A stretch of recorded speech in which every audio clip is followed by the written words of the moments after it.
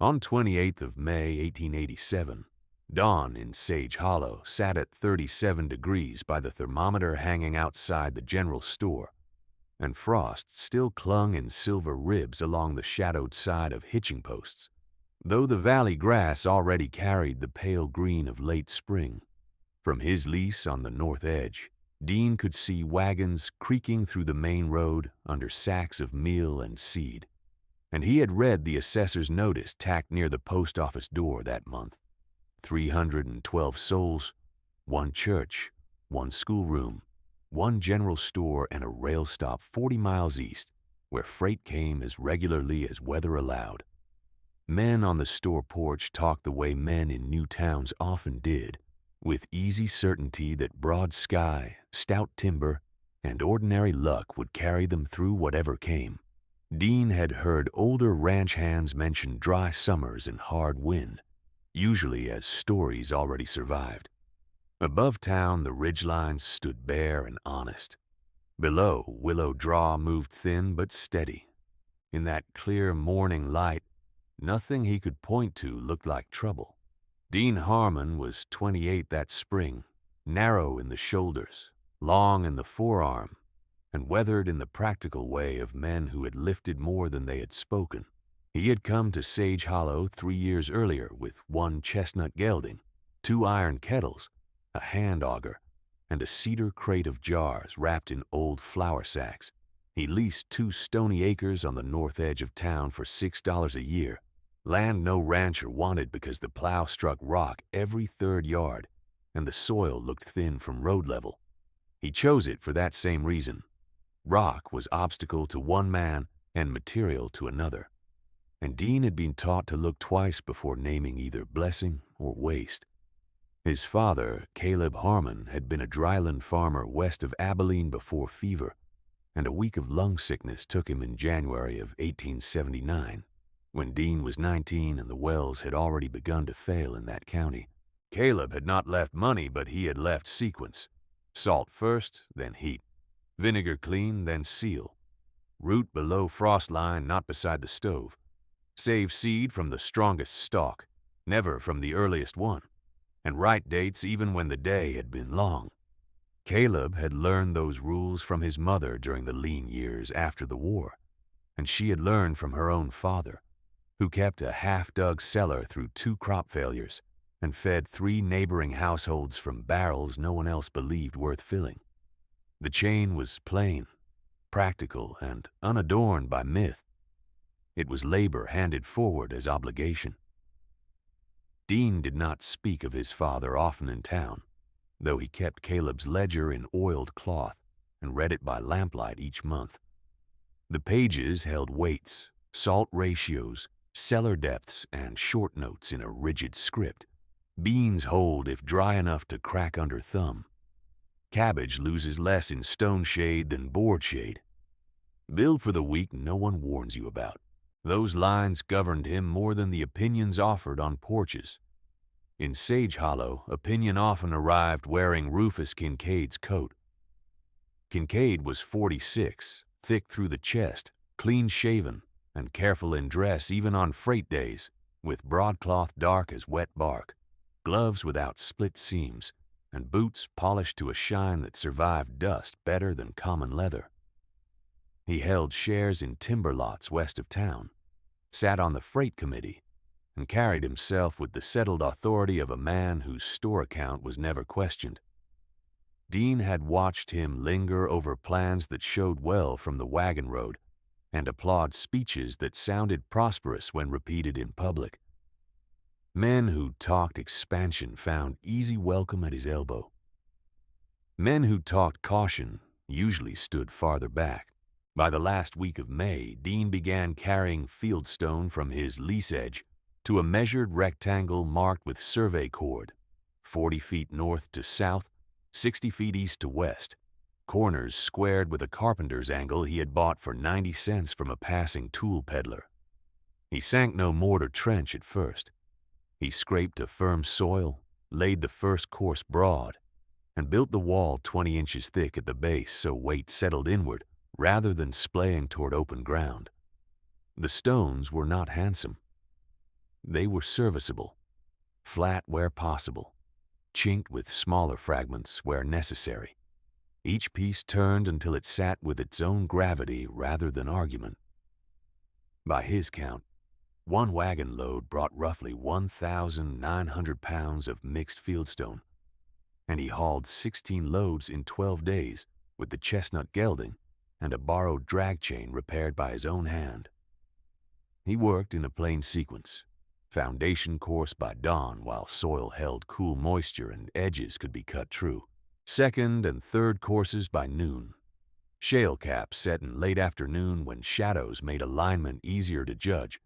He left narrow south-facing gaps every 10 feet, no wider than 3 fingers, to admit measured airflow and release trapped damp so mildew would not settle against summer greens. On the inner side, he banked a low earthen shoulder against the stone, 12 inches high, to reduce ground-level wind and trap daytime warmth where young stems were weakest. From the road, it did not match the usual lines of fence or the low rail pens other homesteads favored. Dean saw men slow to look, then look again, as if deliberate work without committee talk needed an explanation.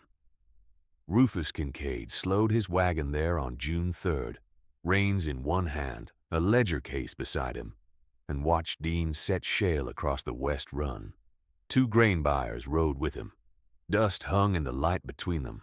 Kincaid said, loud enough for the road and the men behind him, that Sage Hollow had at last acquired its own monument to fear, and he named the structure Harmon's Tomb. One buyer laughed. The other repeated it by evening at the store porch. By Sunday, Dean heard the name again near the church steps and later at the pump, sometimes with a grin, sometimes in passing, always with the same dismissive edge, as if careless naming could shrink the labor already laid in stone. Dean answered no one directly that week. He purchased 2 additional iron rakes for $1.20, 6 pounds of turnip seed, 4 pounds of bean seed, and a sack of late cabbage starts from a wagon nursery. He set rows in measured intervals: beans at 18 inches, cabbage at 24, turnips broadcast in narrow belts near the interior bank, where stone would return heat after dusk. He carried water by yoke from the draw, while the hand pump on his lease was deepened, and he covered new plantings at night with burlap strips weighted by pebbles to keep spring gusts from tearing leaves at the stem. On June 9th, he began capping the full perimeter with flatter shale, selecting pieces that overhung both faces by a thumb's width, so rain ran clear of joints instead of soaking them. He packed dry soil into top seams and tamped it with an oak mallet, a method Caleb had used on wind walls in Kansas, where capstone was not ornament but weather control. The finished height stood 3 feet at the lowest grade and 3 feet 4 inches on the south side, where the ground fell away. Children counted the stones on dares. Teamsters called it a pen for vegetables that thought themselves cattle. Women at the pump asked whether he planned to sleep inside it when clouds gathered. The name remained: Harmon's Tomb. By June 12th, the wall enclosed a growing square of disciplined green. At first light, the stone gave back the previous day's warmth in a faint breath that could be felt by hand near the inner face. Dean checked it each morning before chores, palm flat, head bowed as if listening for a small engine under earth. He did not ask for agreement. He asked for time. The sky above Sage Hollow stayed clear, and each day he still caught the same jokes from road and porch while he set his rouse and kept his ledger open on a crate at the garden gate. Towards sunset on June 12th, the wind that usually slid down from the ridge after supper failed to arrive, and the heat held low over Sage Hollow like a lid, close and strangely still, with gnats hanging above trough water and not moving east. Dean stood at the gate of the stone enclosure with his ledger open, wrote the hour and sky condition in Caleb Harmon's old column style, and then crossed out one word and wrote it again more plainly: stagnant. At the livery, Harness bells had gone quiet earlier than usual. Along Willow Draw, swallows flew lower than their common line and turned back toward reeds before full dark. None of those signs could be sold at market, and none could be measured like flour. Yet they were the kind his father had treated as early sums in a longer account. Dean finished the evening rounds, checked capstones by touch, and set burlap over the bean starts, even though the air felt almost warm enough for July. The next morning opened at 61 degrees, and the town took the warmth as confirmation of its own confidence. Freight talk resumed on the porch. Men spoke of hay contracts and timber cuts as if summer had signed a guarantee in ink. Children ran the lane between church and schoolroom in shirt sleeves. Kincaid stood near the general store door with his gloves tucked at his belt and reminded two ranchers that early sales favored men willing to move first. Dean came through town with a sack of coarse salt across his saddle and heard his own structure called Harmon's Tomb once more, this time in a tone that suggested the joke had already become a custom. He did not answer the speaker. He tied the horse, paid cash for 7 pounds of pickling salt at 4 cents a pound, and asked whether any additional jars would arrive on the next freight run. The clerks said perhaps a crate, perhaps none, depending on what the rail agent sent west. By afternoon, the valley changed its mind. A gray front formed beyond the north ridge, thin at first, then layered, and by sundown the temperature had fallen with uncommon speed. At moonrise, the store thermometer read 28. Water in shallow pans filmed over. The town slept, believing June could not hold winter's teeth for more than an hour. Yet by first light, bean rows outside sheltered plots had gone black at the tips, then black to the stem, and squash leaves on lower farms lay collapsed like wet paper.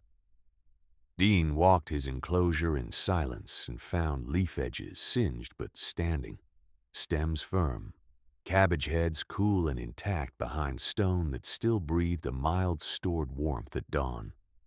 He cut 3 damaged leaves and laid them in his saddlebag beside 2 healthy samples. Evidence first, argument later. By mid-morning on June 14th, he rode toward the grain scales where Kincaid was speaking with buyers from 2 outlying ranches. The road dust was still damp from the night chill, and even horses exhaled steam in short white bursts. Dean dismounted without ceremony, set the blackened leaves on the scale beam, then set the green ones beside them. He spoke in an even register that carried farther than his volume suggested, stating what he had seen along Willow Draw that week. Geese moving early in loose, urgent wedges. Beaver dams built higher than spring runoff required. Muskrat houses mounded above common line, and anthills capped thick against rain that had not yet come.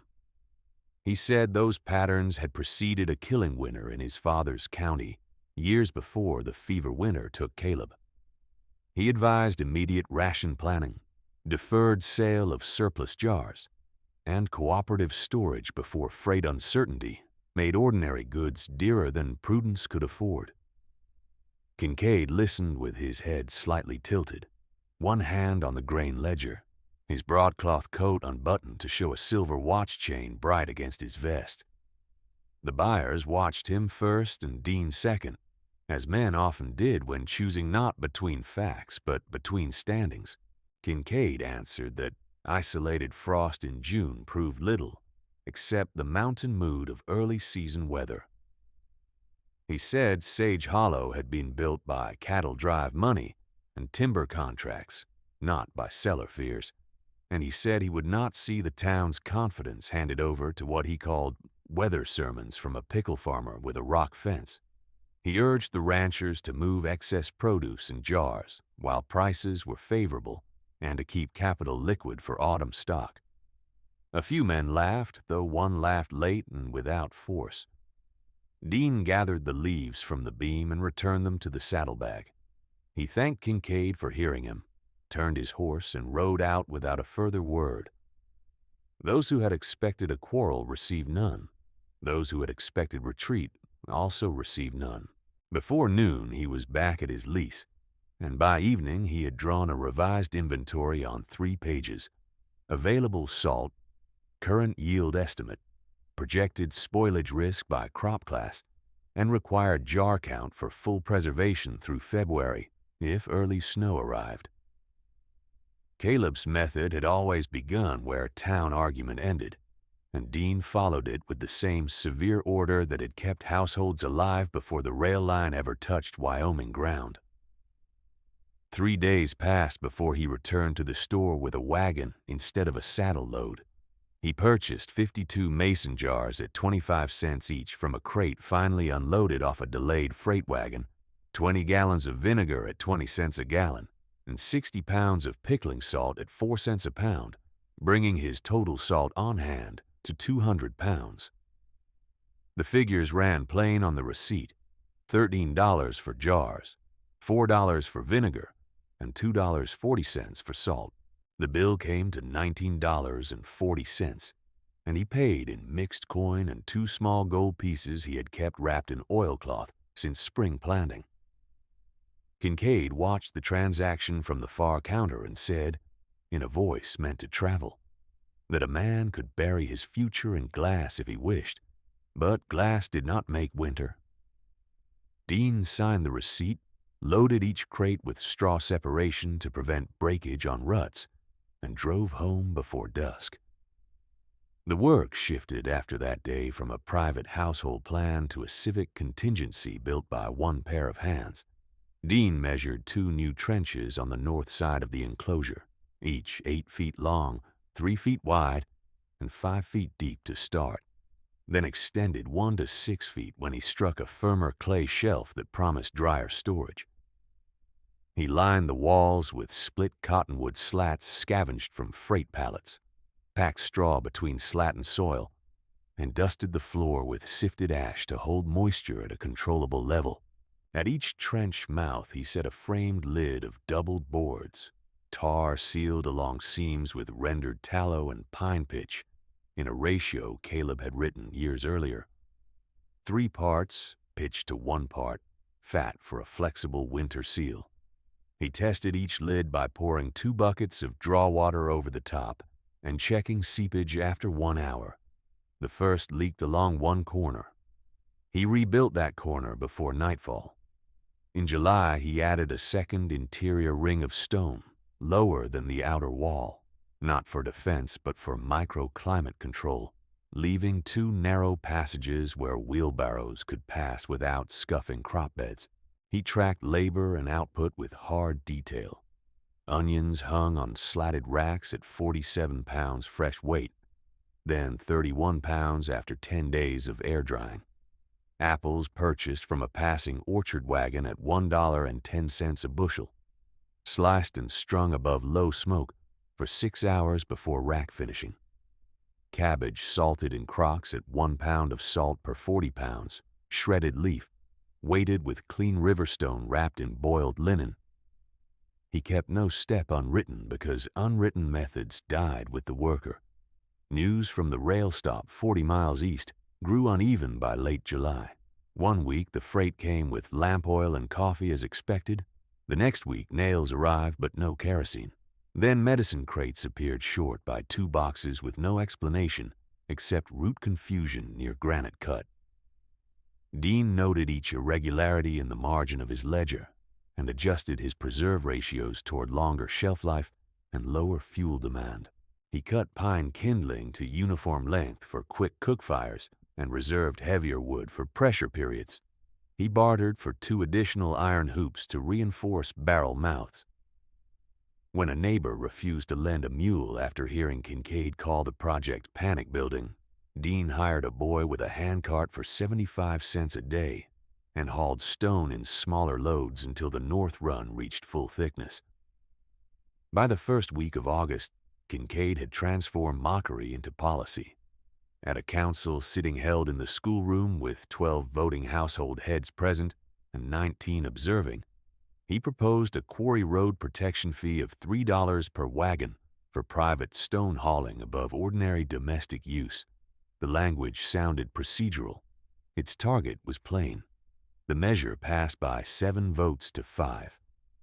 Dean paid the first assessment in coin and entered it under unavoidable civic costs. He did not petition repeal. He widened his calculations instead, reducing projected sugar purchase and increasing turnip acreage to offset the fee through caloric volume.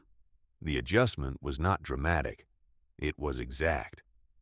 That same month, 2 families who had once traded freely declined to sell him lime, each citing prior freight obligations with Kincaid's timber concern.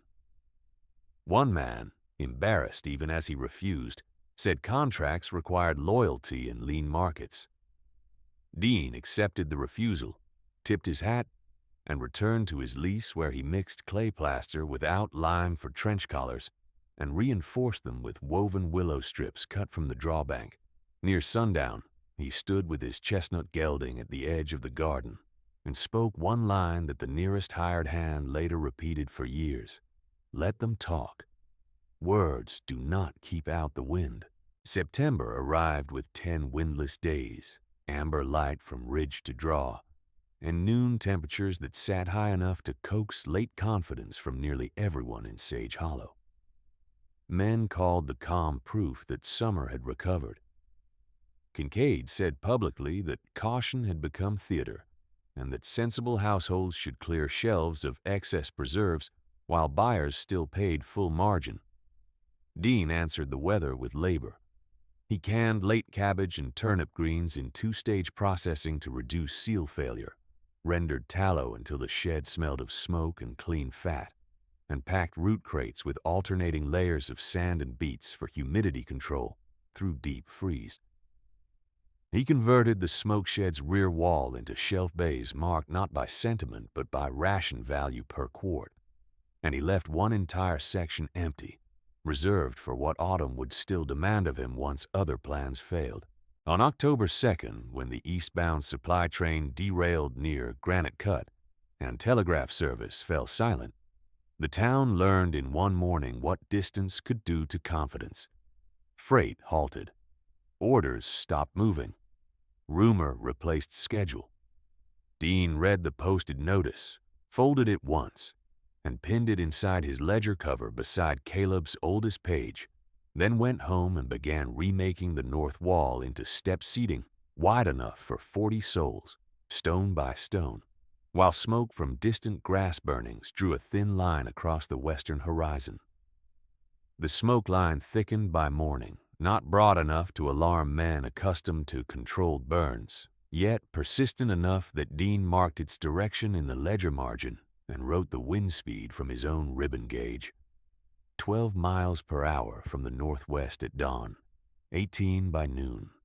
He worked through it without spectacle. The step north wall rose in measured tiers, each tread 22 inches deep and each riser 9 inches high, with packed clay joints hammered tight by a wooden maul until the face rang dull and solid under knuckles. He left 2 entry throats on the east side, each 4 feet wide, so wagons could not jam them at once if families came in haste. Along the inner run he laid plank shelves rescued from freight pallets, planed rough with a draw knife, and supported them on stone corbels set every 30 inches. By lamplight he stenciled the shelf edges in lampblack and vinegar paste, beans, greens, roots, dried fruit, tallow, salt meat, medical vinegar. Nothing remained uncounted. On October 4th, with telegraph still silent, he converted the smoke shed fully into the ration room he had only sketched before. The shed measured 14 by 18 feet. He insulated the north wall with a double layer of burlap and straw packed to 6 inches, then sealed seams with clay slip so drafts could not siphon heat from stored jars. He weighed each barrel on a borrowed grain scale and chalked caloric estimates beside gross weight. Barley at roughly 1,600 calories per pound, dried beans near 1,500, rendered tallow above 4,000. Dean trusted numbers because numbers did not flatter pride. By evening, he had stacked 23 full jars of cabbage and turnip greens on lower shelves 19-quart jars of pickled beans above them, and 4 crocks of salted cabbage under weighted stone lids. He kept one corner clear for emergency triage, laid with clean linens boiled the previous night and folded in strict squares. The arrangement did not look like a garden anymore. It looked like a small fortress of nourishment. 3 days after the derailment, he began the perimeter trench that would later be spoken of with awe by men who had laughed at the first spade cut. He set a chalk line 6 feet beyond the outer stone wall and opened a shallow channel 20 inches wide, sloping it 1 inch per 10 feet toward a sump pit near the hand pump. Where the soil crumbled, he shored sides with willow wattles woven between short stakes. At every corner, he set a removable plank gate, so foot traffic could cross under ordinary conditions and be closed when embers came. The work consumed rope, nails, and patience. Nails had already risen to 7 cents a pound at Kincaid's store. Rope sold at 14 cents per yard, up from 9 in August. Dean paid and wrote the increase in his ledger beside a plain note. Scarcity now priced as optimism. He installed a hand-cranked drum on the pump shaft, coupled to a salvaged belt from a threshing rig, so 2 teenagers could drive more water than 1 man lifting buckets. The mechanism was crude, loud, and effective. By the second week of October, Dean's 2 stony acres had become a map system with zones, capacities, and assigned tasks written on cedar boards at each gatepost. Zone 1 held edible beds already harvested to stubble and mulch, reserved as sleeping ground if shelter demand exceeded bench space. Zone 2 contained the seated terraces and ration queue lane, marked by whitewashed stones every 3 feet. Zone 3 included the trench, cistern, and pump station. Zone 4, north of the smoke shed, held ash bins, dung compost, and a covered pit for refuse, so sickness would not travel through carelessness. He drafted ration tables for 40, 80, and 120 souls at 1,600 daily calories, reducing portions after day 6 if fresh supply did not arrive. He estimated fuel consumption by kettle size and wind exposure. He set aside 6 jars marked reserved for infants and the frail, not as charity but as procedure. His father's teachings had been household rules once. In Sage Hollow, they became municipal engineering performed by 1 unpaid laborer. Kincaid answered this expansion with the authority he still possessed and the resentment he had not examined. He bought the remaining dry beans in town, then most of the coal that came in by wagon from the South Spur, and posted revised prices in his store window on October 11th. Beans doubled, coal nearly doubled, lamp oil restricted to 1 tin per household at premium rate. He said scarcity punished delay, and he said prudent men should have purchased sooner. Some believed him because belief required less humility than revision. Others believed him because they had no choice at his counter. The empty shelf motif began there in plain daylight, as sacks vanished and replacement freight did not come. By the evening of October 12th, women left the store with half orders and full worry, carrying invoices that exceeded summer budgets by sums they had never planned to meet. At the church steps after Sunday service, Kincaid stood with 2 councilmen and spoke in the brisk cadence of policy. He said private hoarding under color of public concern threatened market order. He did not name Dean at first, then named him in the next sentence and repeated Harmon's tomb with practiced contempt, inviting those nearby to ask whether they intended to winter as townsfolk or burrowing creatures. Laughter came from the back rows, thin and uneasy, but enough to mark allegiance. Dean had come to post a notice offering day labor at 70 cents, paid in food credit if coin failed, for trench work and fire break clearing. A schoolteacher took the notice down and returned it folded, saying the board was for sanctioned announcements only. Dean accepted the paper, thanked her for clarity, and posted the same notice on his own gate an hour later. 12 men arrived by dusk anyway. 2 widowers, 3 ranch hands between contracts, a carpenter with a bad knee, and 6 boys nearly grown, who preferred labor to waiting. Mockery moved from words to penalties with bureaucratic care. The quarry road fee was enforced by watch rotation at the South Bend, and one deputy turned Dean's hired cart back for lacking a stamped pass, though the stones came from his own lease edge.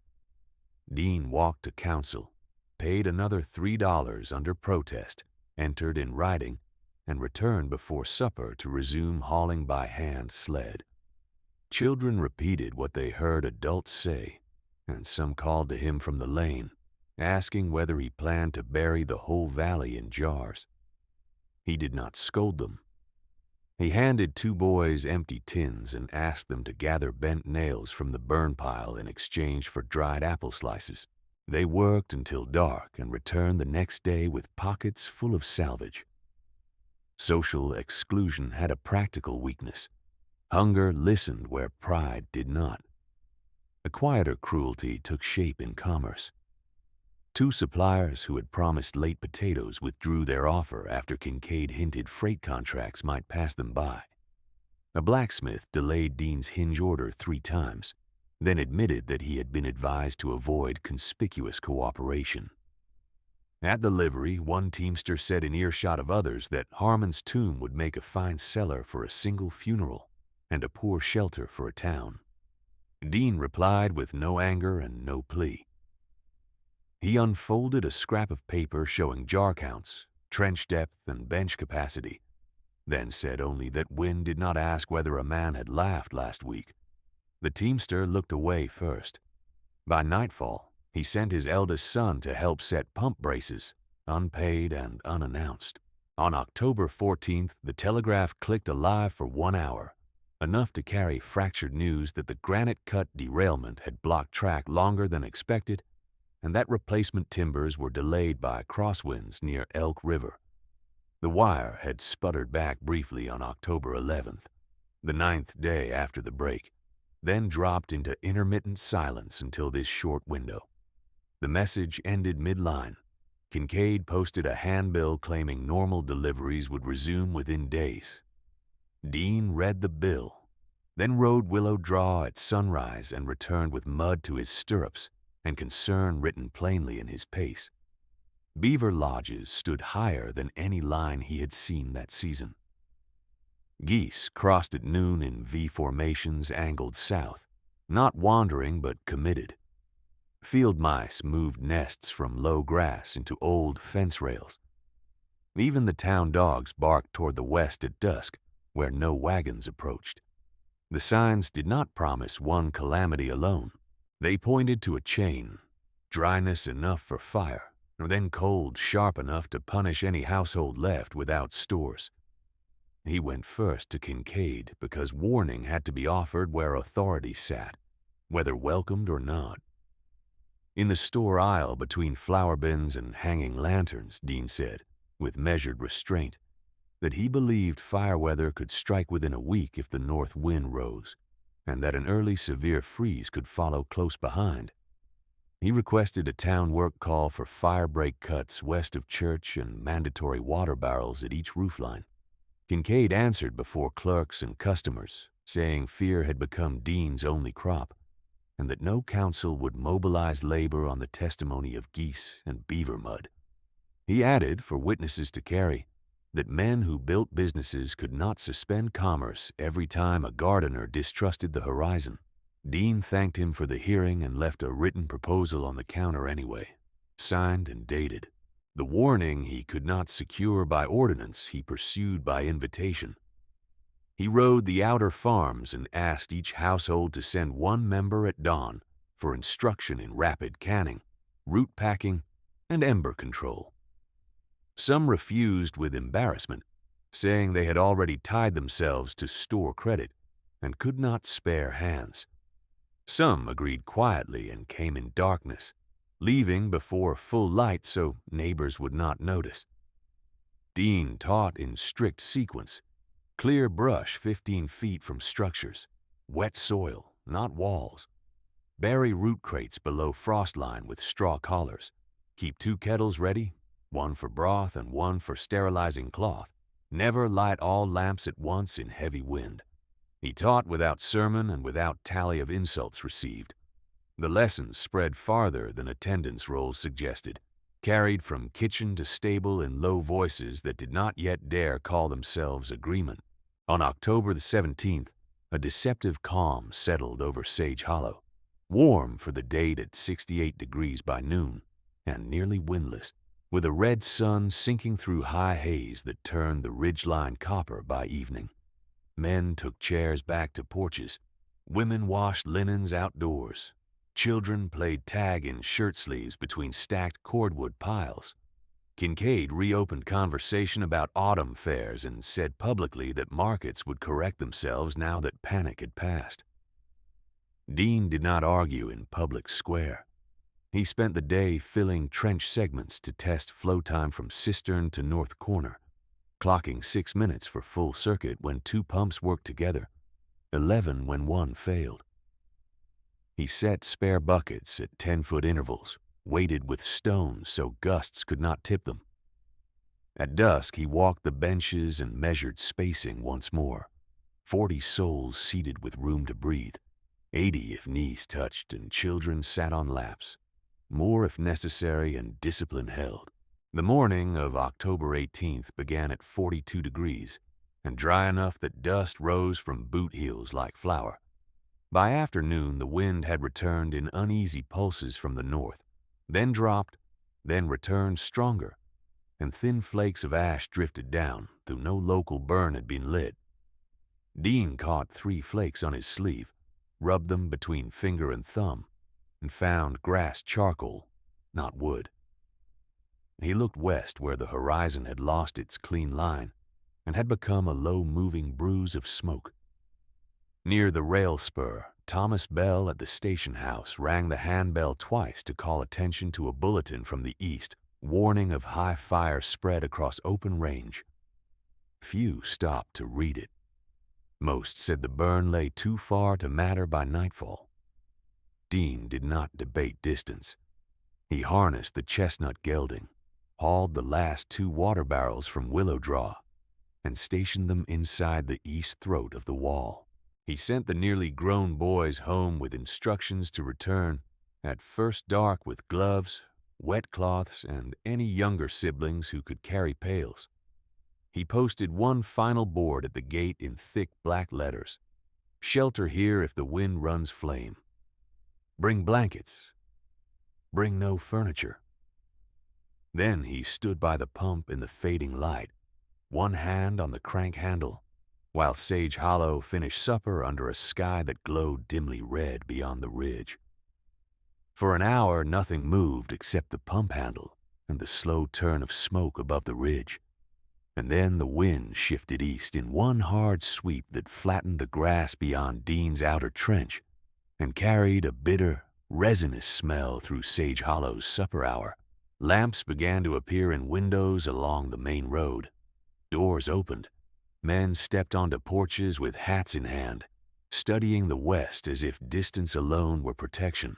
Dean set 2 of the nearly grown boys on the hand-cranked drum, checked the plank gates over the trench crossings, and sent a final rider toward the church bell with one plain instruction: ring if embers fell inside town limits.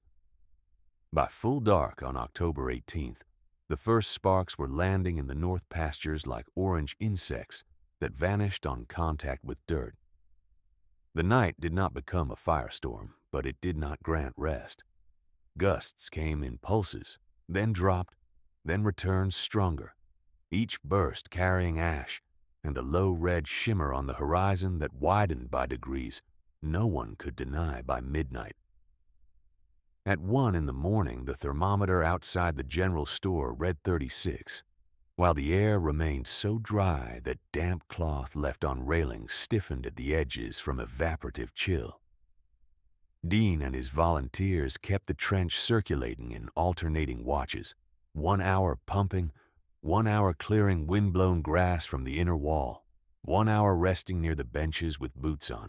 Across town, families packed what they could carry in one trip and argued over what to leave. Some trusted the church cellar. Some trusted open ground. Some still trusted that dawn would bring a turn in weather. No one slept long. By sunrise on October the 19th, the red line west of Sage Hollow had thickened into a moving wall of smoke, and the calm of the previous day had burned away. The wind rose by 9 in the morning to 30 miles per hour from the north, then climbed past 40 before noon. Dust lifted from the road in horizontal sheets. Shingles rattled loose along the school roof. At 11:40, Thomas Bell at the station house rang the bell until his arm failed, then rang again, because the Eastern Bulletin had changed from warning to certainty. Grass fire running fast across open range, spread accelerated by crosswind. Townships west already evacuating toward creek bottoms. Men gathered in front of Kincaid's store to hear the notice read twice, then broke in 3 directions at once, each group convinced its own plan would hold. Plans failed quickly. A bucket line formed at the church well and collapsed when gusts blew water sideways before it reached the eaves. Ranch hands tried to drag a burning hay wagon away from the feed barn, but a wheel pin sheared and the load spilled sparks into dry litter beneath the loft. Women soaked blankets and spread them on porches only to watch embers slide under doors and ignite stacked kindling inside. Dean rode once through the center road at noon, shouting for all households to move toward stone and wet ground, not timber shade, and then turned back to keep the trench fed. He did not repeat the call for those who mocked him. He repeated it for everyone. By 1:30, the fire front hit the western grasslands beyond town limits and leaped fence lines as if they were chalk marks. The sound came first, a sustained roar under the wind like freight crossing a trestle, then individual detonations as resin pockets burst in split pine and sent fresh embers high. The church rafters caught near the steeple base, flame running the dry beams with such speed that the bell rope burned through and dropped in a single blackened coil. The feed barn went next, then 2 sheds behind the livery. Kincaid's lumber corrals, stacked high in expectation of winter contracts, ignited in sequence from top to base, each pile becoming a vertical torch that threw heat across the road and shattered nearby window glass. Men who had stood beside him in polished boots now covered their mouths with sleeves and stumbled backward, blinking through cinder. Kincaid attempted command by force of habit. He mounted the store steps, shouted assignments, pointed teams toward his coal shed and ledger room, and ordered clerks to salvage account books before flour sacks. The words did not carry against the wind. Authority that had governed prices and votes could not govern flame. A beam from the corral wall dropped across his wagon tongue and trapped one wheel in place. 2 laborers cut the harness to free the team while fire curled along the sideboards. By 3 in the afternoon, Kincaid had lost the corrals, the south awning of his store, and most of the freight he had held back for profit. His broadcloth coat was torn at one cuff, his polished boots dulled by ash paste, and his face had the stunned blankness of a man watching arithmetic reverse itself in public. Dean's ground became visible as strategy only when everything else began to fail. The outer trench held water. The stone walls did not kindle. The harvested beds provided low, open earth where sparks died instead of nesting in fuel. He assigned positions without flourish.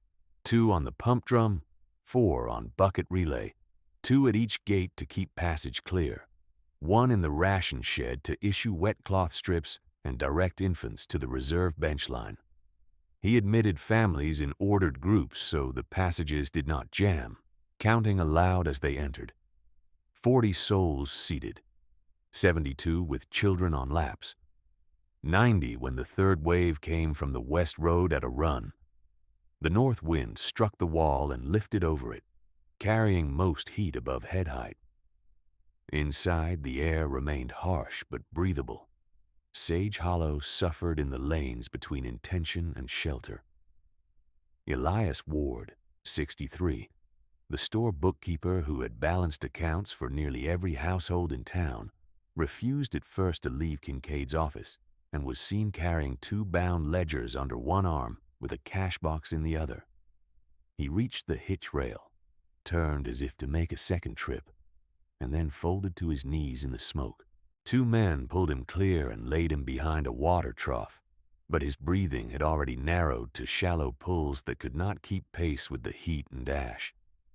He died before sunset, with soot on his cuffs and ink still wet on the page where he had written flower debts from the prior week.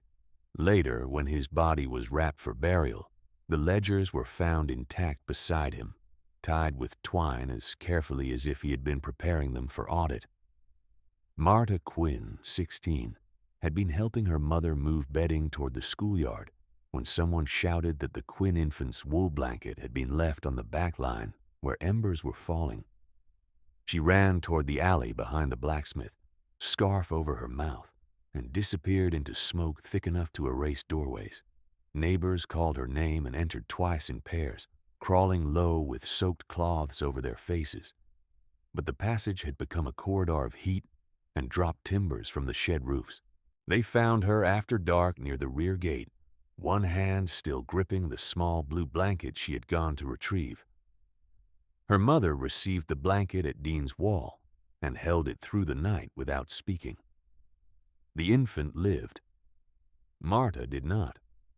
Thomas Bell remained at the station longer than any of them knew, attempting to keep the water tower line charged so engines and buckets could draw if the main barrel supply failed.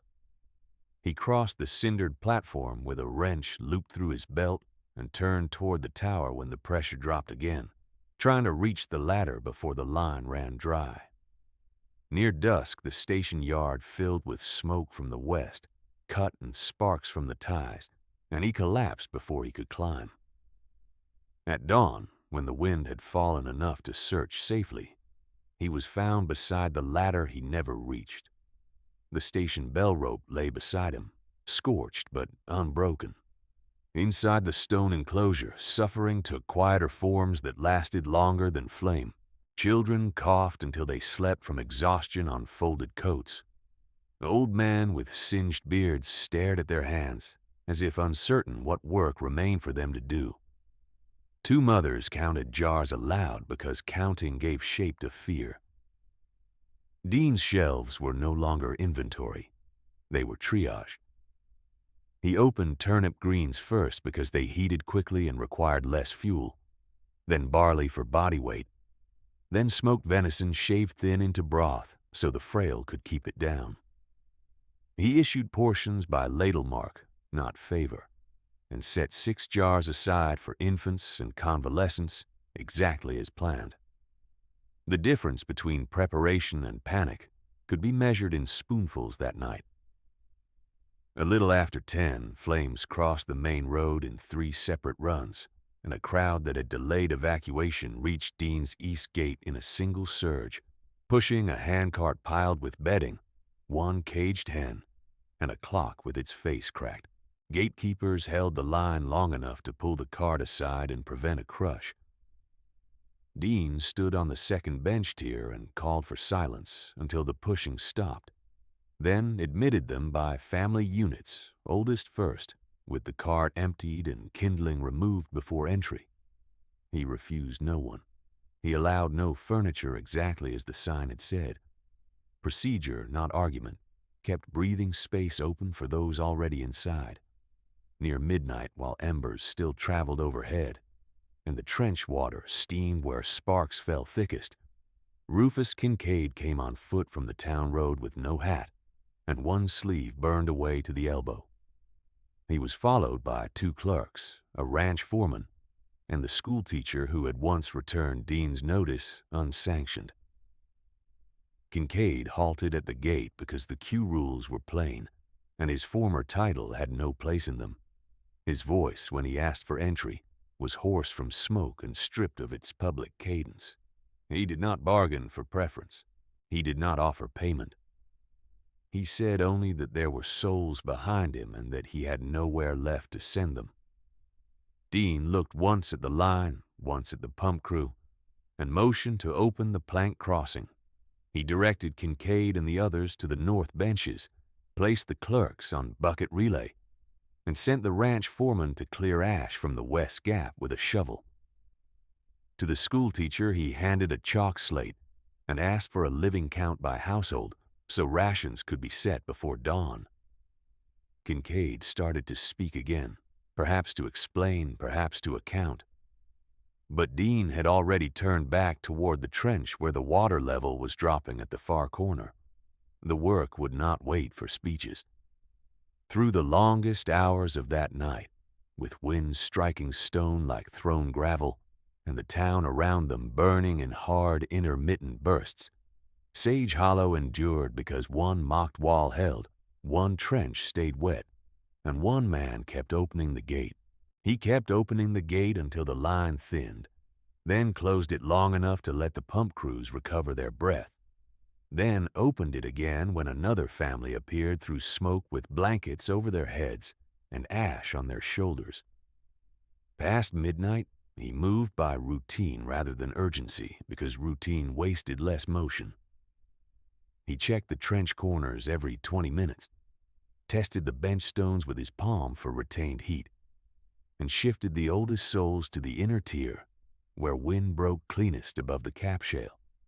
He sent the stronger men, including Kincaid's 2 clerks, in rotating pairs to refill the reserve barrels from the hand pump, and he posted the schoolteacher at the ration sheet door with slate and chalk, recording each household, each infant, each elder, and each portion issued.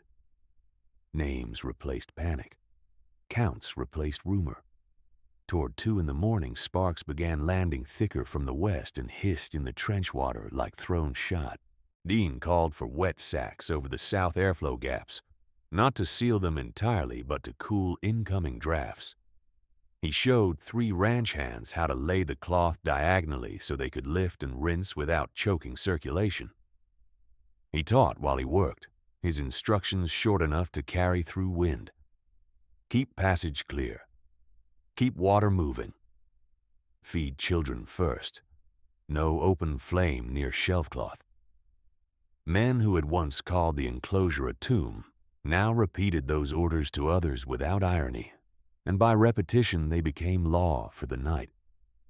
Just before dawn on October 20th, the wind eased from a scream to a hard, steady push, and the fire front moved east of town in broken lines.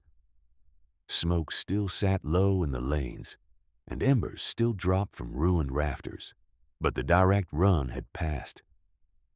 Dean did not announce safety. He announced tasks. He opened 6 jars of turnip greens, 3 of beans, and 1 crock of salted cabbage, then set 3 kettles on trench-side grates where draft remained strong enough to boil quickly. He thinned the first broth to stretch it and thickened the second for labor crews, then marked ladles with charcoal notches so portions stayed consistent when fatigue blurred judgment. He had built his stores with coin measured in cents. Kincaid had speculated in wagon loads measured in contracts. By sunrise, Dean's measured cents were feeding 98 souls, and Kincaid's contracts were black timber and warped ledgers. Search parties formed after first light when visibility improved enough to cross the main road. Dean required wet scarves and paired travel before he let anyone leave the wall. They found Elias Ward where he had fallen. They found Marta Quinn and brought her home wrapped in a blanket her mother had stitched the previous winter. They found Thomas Bell by the station ladder with his wrench still looped through his belt. Each recovery returned to the enclosure in silence, broken only by names spoken once, clearly before burial preparations began. No one argued about procedure then. Dean designated a separate tented corner near Zone 4 for the dead, so food lines and grief lines would not cross in confusion, and the schoolteacher amended her slate with 3 words beside each name: did not survive. By late afternoon, ash had settled into every board seam in Sage Hollow, and the first thin snow began to fall, melting on hot stones and then holding where shade persisted. The temperature dropped from 43 at noon to 29 by nightfall. Families who had fled fire now faced cold with roofs gone. Dean opened both cash pits and the ration room fully. He issued food by household size and labor assignment, then required one member from each home to attend dawn instruction on preservation and wind wall construction before receiving the next day's full allotment. It was not punishment. It was continuity. At first light on October 21st, 31 souls stood along the north bench with notebooks, seed sacks, and salvage tools. He taught salting ratios with a scale and 2 chipped bowls. He taught root packing depth by driving a stake to frost line and tying cloth strips at measured intervals. He taught stone laying with failures included, showing where one loose corner on his first trench lid had leaked and how he had rebuilt it. Instruction kept hands steady.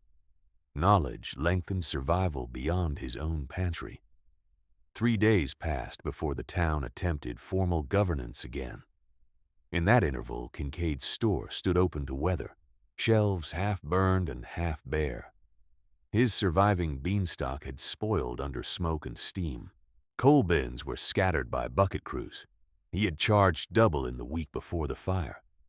He now stood in line for broth with his clerks and accepted the same notch-marked ladle as everyone else. Dean did not alter his portion. On November 3rd, 1887, with snow crusted along wagon ruts and the church roof gone to a charred frame, Sage Hollow held its meeting in the schoolroom, one of the few structures still enclosed. The schoolteacher, pale from smoke illness but upright, called attendance from the same slate she had used at the wall. Of 312 souls counted in May, 309 answered living account. The room remained standing room only, hats held in hands, benches crowded with families wrapped in mismatched coats and blankets that still smelled faintly of ash. Kincaid stood first because no one else would rise before him while he remained seated. He had no broadcloth coat left. He wore a plain wool shirt and a borrowed jacket with sleeves too short at the wrist. The burn on his forearm showed as a pink seam where skin had tightened. When he spoke, his cadence had changed from command to deposition. "I named that wall Harmon's Tomb," he said, turning not to Dean alone but to the full room. "I repeated it in this town until children carried it. I dismissed warning signs I did not understand. I argued against preparations that would have cost less than 1 week of my freight margin. I bought beans and coal to raise prices when telegraph lines failed.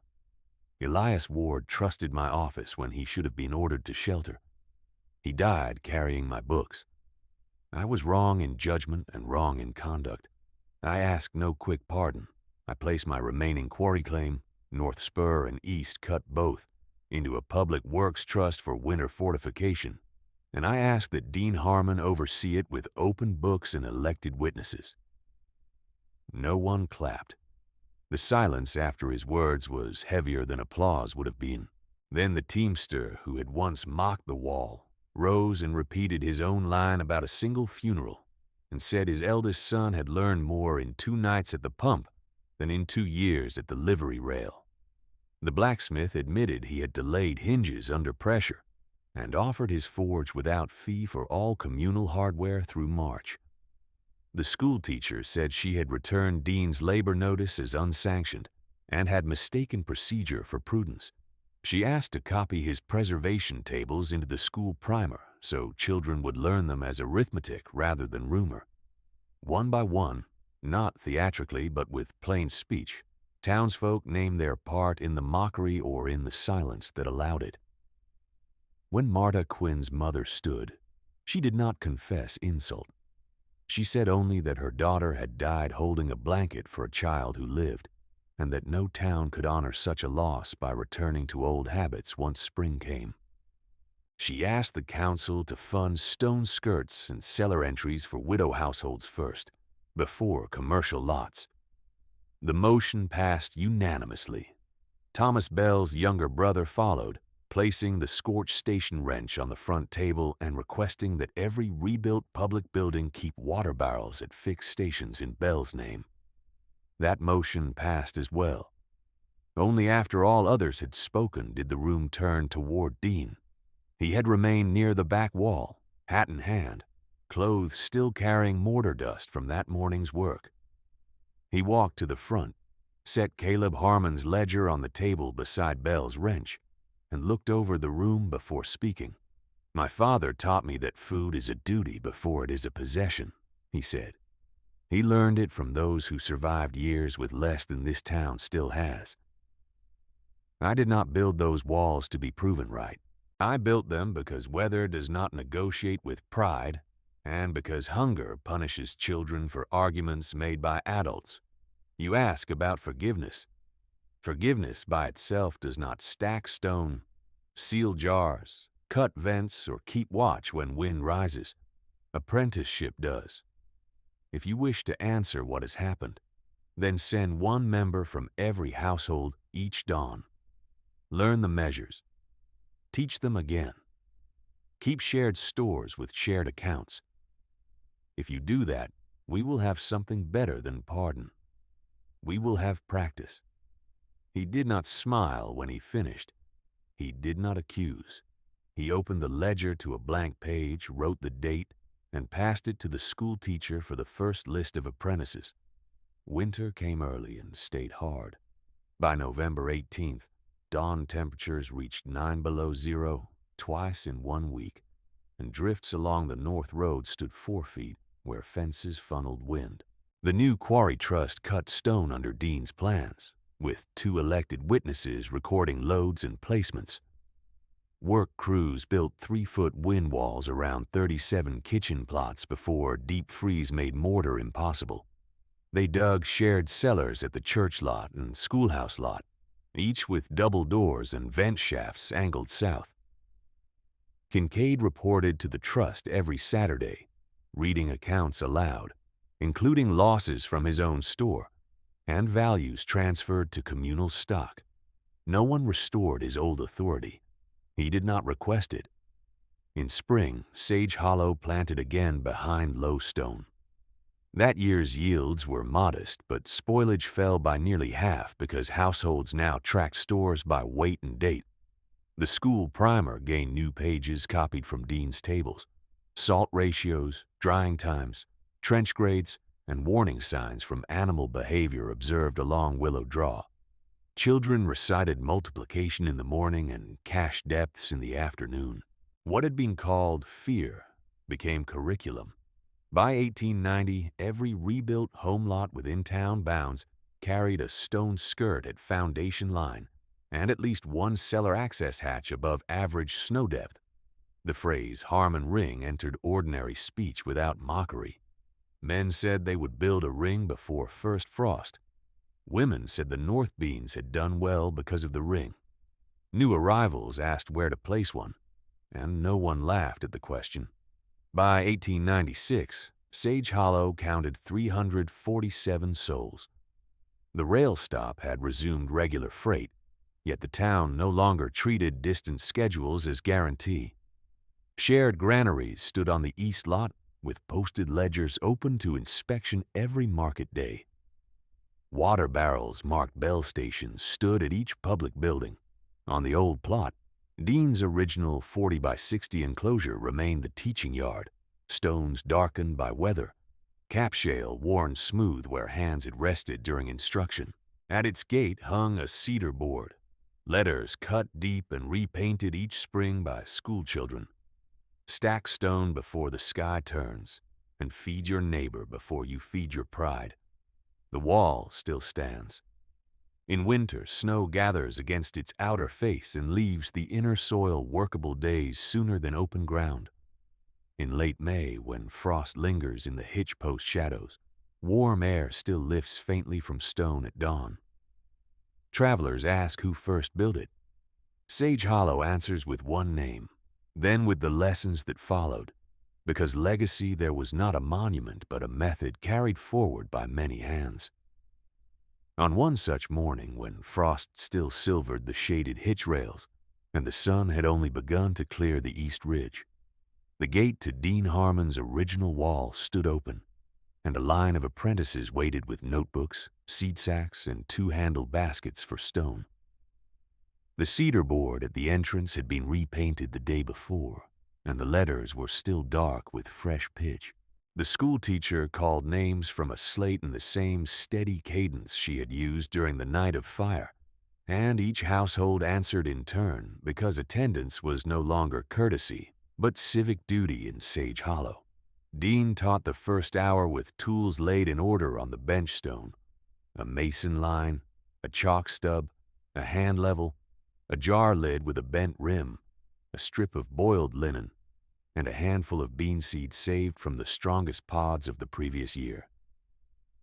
He set the cracked lid on the stone so all could see it and said that a failed seal was not bad luck but bad inspection.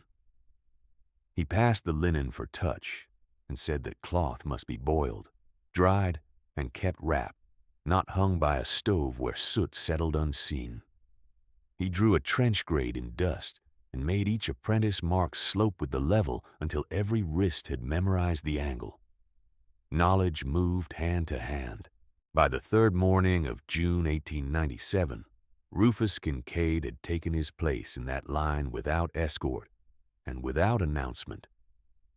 His palms, once smooth from ledger work and polished counters, had grown rope burns and lime nicks from quarry labor under the trust terms he had publicly accepted.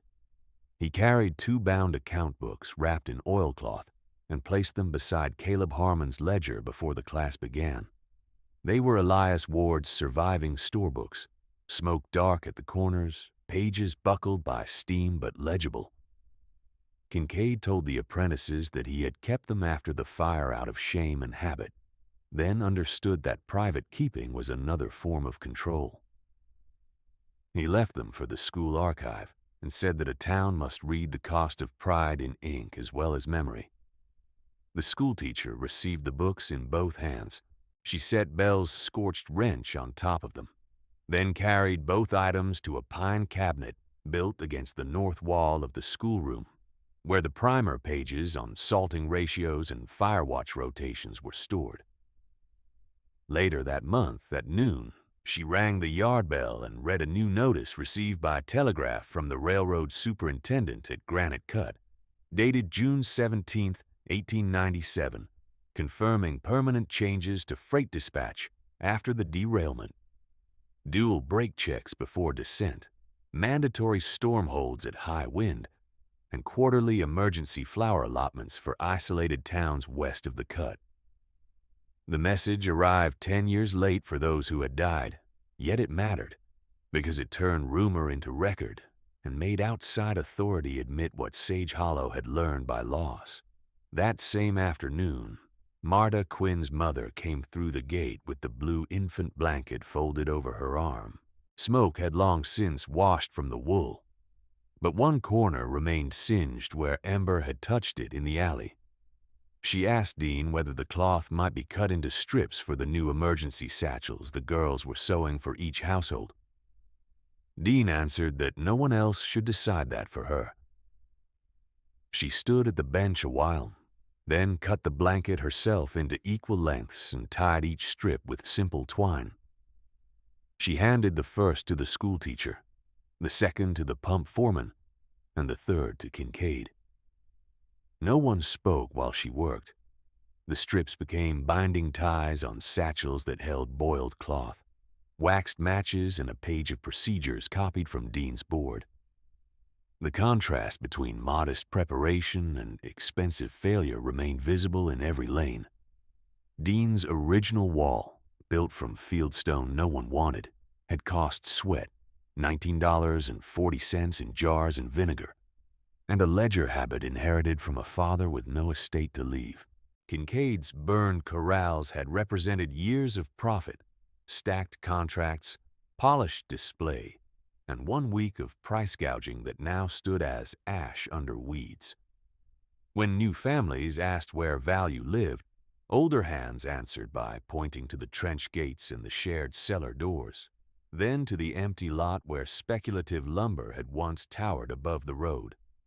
Children learned arithmetic from both sites. Reckoning did not end in one meeting. It came in a sequence of plain encounters that could not be performed for applause. The teamster who had mocked the wall as fit for one funeral arrived at dawn with a wagon load of rejected stone and asked Dean to inspect his own garden line after class. The blacksmith who had delayed hinges under pressure brought a crate of forged latches stamped with a simple mark, one for every widow lot, and refused payment until spring harvest. The schoolteacher, still pale in winter months from smoke damage to her lungs, read aloud each year's casualty roll on October 19th before lessons began. Elias Ward, Marta Quinn, Thomas Bell. Every child copied those names once in ink and once in chalk on slate. Memory became curriculum by design, not by sentiment. Some threads never yielded more than silence, and Sage Hollow marked that honestly. One grain buyer who had laughed beside Kincaid on the road in June of 1887 never returned after the fire season, and no one in town learned where he settled. The deputy who had turned Dean's cart back for lacking a quarry pass left the territory in the spring thaw and sent no message. Their motives remained unspoken. The record kept what could be verified and did not invent what it could not prove. On the 3rd of November, 1897, exactly 10 years after the schoolroom reckoning, the Public Works Trust held open books again, this time in the rebuilt church hall with stone skirts at foundation line and twin cellar hatches facing south. Kincaid stood at the table and read every figure without omission. Quarry output by wagon, lime allotment by district, spoilage rates from shared granaries, and reserve barrel counts at Bell stations. When he reached the line recording his own former store losses transferred to communal stock, his voice thinned, but did not break. Dean sat in the second row with apprentices on both sides and asked one question only, whether the infant reserve jars had been rotated before seal fatigue. The clerk answered yes and produced dates. Procedure had replaced personality in the place where vanity once ruled. After the reading, a young ranch wife rose with her infant on her hip and asked what forgiveness meant in a town that had survived because one man prepared while others mocked him. The room turned toward Dean again, as it had years earlier. He remained seated. He said that forgiveness was not a receipt stamped paid and filed away. He said that words alone did not shelter a child in wind, and sorrow alone did not fill a cellar. He said that if any soul wished to honor the dead, then each household must keep 2 winters of seed, 1 winter of salt, and 1 apprentice beyond family line trained every year. Call that forgiveness if you must, he said. I call it duty made durable. By the winter of 1902, Sage Hollow's population board at the post office read 361 souls, and no home within town bounds stood without a 3-foot wind wall, cellar access above drift line, and posted fire watch rota from first dry grass to first heavy snow. The old ration shed on Dean's plot had become a training storehouse where jars were inspected in public twice each month. Cracked lids were melted down for salvage metal. Spoiled contents were logged, composted, and traced to error source, never hidden. The 6 infant reserve jars, once set aside in crisis, remained a permanent category in the inventory ledger and were checked first at every audit. Dean kept teaching until his hair silvered at the temples and his shoulders stooped from years at shovel and pump. He did not seek office. He did not take payment beyond fair exchange for seed and labor. On clear evenings, he walked the inner ring of his first wall, pausing where cap shale had worn smooth from thousands of hands. At times, children ran ahead of him reciting trench grades from memory, and he corrected them by inches with patient precision. Kincaid sometimes walked the same ring at a distance, carrying no speech, only a bucket for the Bell station nearest the school. Their public relation was neither friendship nor performance. It was sustained work under shared rules. In spring assemblies, the schoolteacher opened Caleb Harmon's ledger to the first blank page Dean had offered in 1887, and then to the pages now filled by many writers. She showed students how one narrow column for household stores had widened into town tables for reserves, repairs, deaths, births, and apprentice completions. She taught them that records were moral instruments when honestly kept, and that negligence often announced itself first as missing numbers. The children copied that sentence into primers and carried it home beside seed packets. Sage Hollow endures by methods that were once mocked and now are ordinary. The wall at Dean's first garden remains 3 feet high, 20 inches thick at the base, capped in shale worn pale by weather and touch. At dawn in late May, warmth still lifts from the inner face while frost holds in open fields beyond. Travelers stop at the cedar sign and ask whether the saying is old. Town hands answer that the saying is less important than the practice behind it, then direct newcomers to apprenticeship hour at first light, where names are called, tools are laid out, and the gate stands open.